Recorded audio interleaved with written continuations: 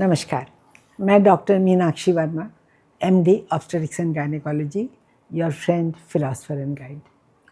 आज का टॉपिक है प्लेसेंटल मैच्योरिटी क्या होती है और इससे बच्चे के भ्रूण के या बच्चे के डेवलपमेंट में क्या असर पड़ता है, इस मैच्योरिटी से क्या रिलेशन है।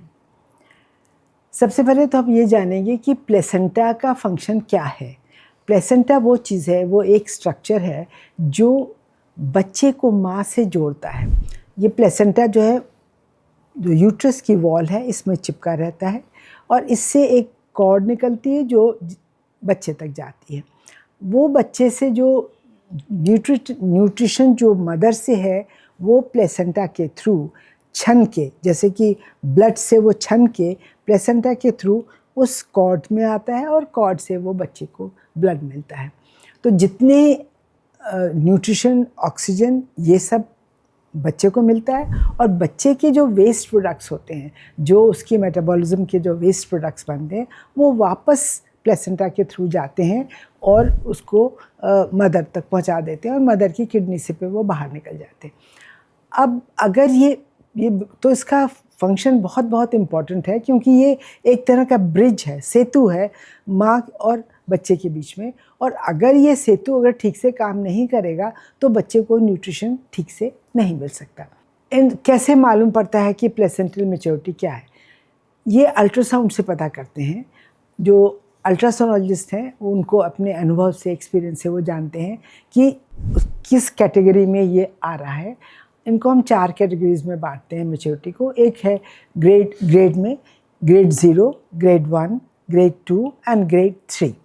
ग्रेड 0 में कंसेप्शन से लेके 18 हफ्ते तक का जो बिल्कुल शुरू का जो प्लेसेंटा होता है वो एकदम स्मूथ, चिकना होता है, उसमें कोई कैल्सिफिकेशन नहीं होता है और उसमें जो न्यूट्रिएंट ट्रांसफ़र है वो बहुत अच्छा होता है।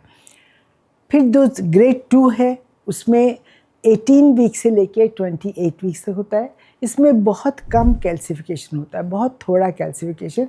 इसमें भी न्यूट्रिएंट ट्रांसफ़र की पावर बहुत अच्छी होती है। 28 हफ्ते से लेके 36 हफ्ते तक, 36 वीक्स तक, इसमें थोड़ा सा जो कैल्सिफिकेशन है वो बढ़ जाता है। प्लेसेंटा का साइज़ भी बड़ा होता है और वो कैल्सिफिकेशन बढ़ता है, लेकिन इसको हम सामान्य मानते हैं, इसको हम नॉर्मल मानते हैं कि ये तो होता ही है। As the time passes, as the pregnancy advances, वो अपने आप धीरे धीरे मैच्योर होता जाएगा, उसमें कैल्सिफिकेशन बढ़ता जाएगा। 36 वीक्स के बाद जो है उसको ग्रेड 3 बोलते हैं। ग्रेड 3 में काफ़ी ज़्यादा कैल्सिफिकेशन हो जाता है और इसको हम कहते हैं कि ये फुली मैच्योर प्लेसेंटा है। कभी कभी ये प्लेसेंटा हाइपर मैच्योर हो जाता है, मतलब बहुत सीवियर कैल्सिफिकेशन हो जाता है। एंड उसमें जब वैसी स्टेज आती है देन वी थिंक कि अब ये placenta is not very capable of nutrient transfer और इसको हमें बच्चे को जल्दी डिलीवरी कराने की ज़रूरत है। अगर मान लीजिए अर्ली स्टेज पे मैच्योरिटी ज़्यादा हो जाती है तो हमें मालूम है कि इसके बच्चे की ग्रोथ अच्छी नहीं होगी, तो हम कुछ ऐसे मेडिकेशंस देते हैं जिससे कि थोड़ा प्लेसेंटल जो ट्रांसफ़र है न्यूट्रिएंट्स का वो अच्छा होता चले।